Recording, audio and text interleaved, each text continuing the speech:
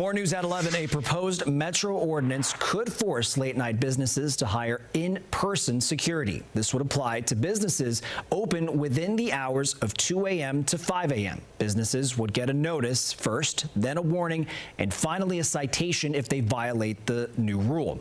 Council members did propose adding amendments that would account for how many people go to specific events and then ensure the business owners are not strained financially. Other council members argue the requirement is about prioritizing public safety.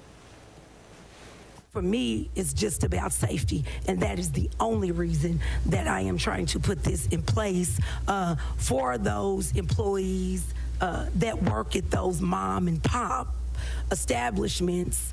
They should want to keep their employees safe.